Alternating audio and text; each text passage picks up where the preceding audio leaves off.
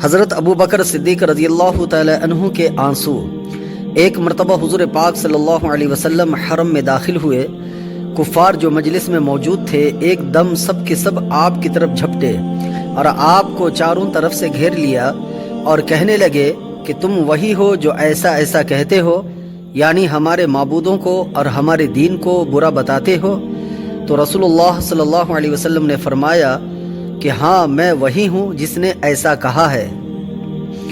حضرت عبداللہ ابن عمر رضی اللہ عنہ فرماتے ہیں کہ میں نے دیکھا کہ وہاں حضرت ابو بکر صدیق رضی اللہ تعالیٰ عنہ کھڑے تھے، کہنے لگے اور روتے جاتے تھے کہ کیا تم ایسے آدمی کو قتل کر دو گے جو یہ کہتا ہے کہ میرا رب اللہ ہے۔ یہ بات مجمع الزوائد میں بیہقی جلد نمبر 3 صفحہ نمبر 44 میں ہے۔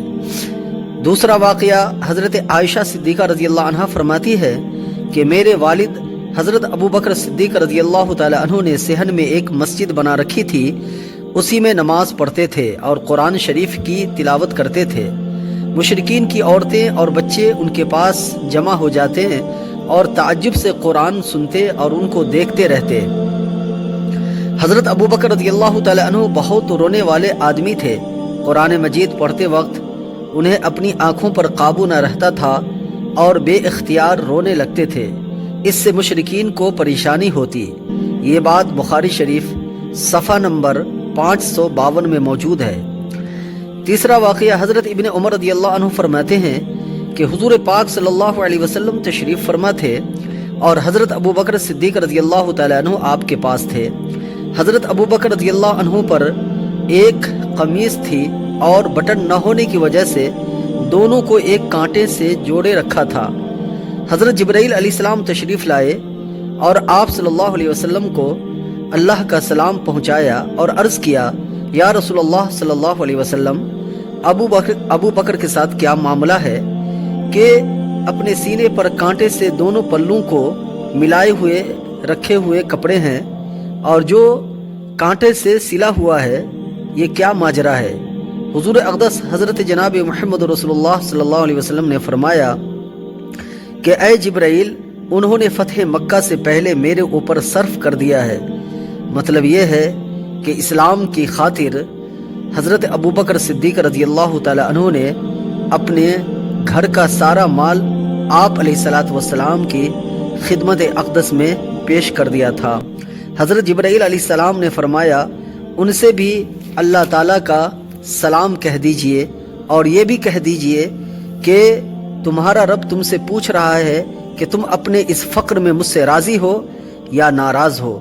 حضور پاک صلی اللہ علیہ وسلم نے حضرت ابو بکر رضی اللہ تعالی عنہ کی طرف التفات کر کے فرمایا، اے ابو بکر، جبرائیل تمہارے پاس اللہ تعالیٰ کا سلام لائے ہیں اور اللہ تعالیٰ یوں پوچھ رہا ہے کہ تم اس فقر میں مجھ سے راضی ہو یا نہیں۔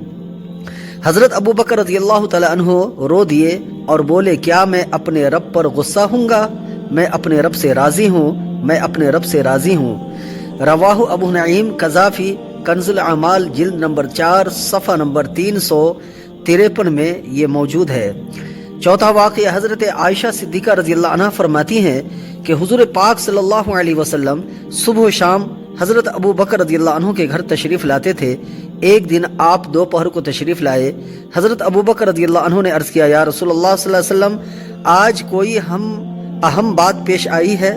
آپ نے فرمایا، مجھے اللہ تعالیٰ نے ہجرت کی اجازت دے دی ہے۔ حضرت ابو بکر رضی اللہ تعالیٰ عنہ نے عرض کیا، یا رسول اللہ، میں بھی آپ کے ساتھ رہوں گا۔ حضرت عائشہ رضی اللہ عنہ فرماتی ہیں کہ اس سے پہلے مجھے معلوم نہ تھا کہ کوئی خوشی سے بھی روتا ہے۔ میں نے اس دن ابو بکر صدیق رضی اللہ عنہ کو دیکھا کہ خوشی سے رو رہے تھے۔ رواہ ابن اسحاق والبغوی وفی کنز الاعمال جلد نمبر 8 صفحہ نمبر 334 میں یہ بات موجود ہے۔ پانچواں واقعہ حضرت ابو بکر رضی اللہ تعالیٰ عنہ فرماتے ہیں کہ جب ہم نے غار سے نکل کر سفر شروع کیا تو قوم ہماری تلاش میں تھی، ان میں سے سوائے سراقہ بن مالک کے کوئی ہم تک نہ پہنچا۔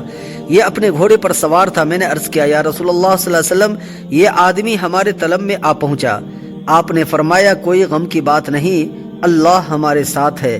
جب وہ ہمارے اتنا قریب آ گیا کہ ایک یا دو نیزہ کا فاصلہ رہ گیا تو میں نے عرض کیا یا رسول اللہ صلی اللہ علیہ وسلم یہ تلاش کرنے والا آ پہنچا، یہ کہہ کر میں رو دیا۔ آپ نے فرمایا کیوں روتے ہو؟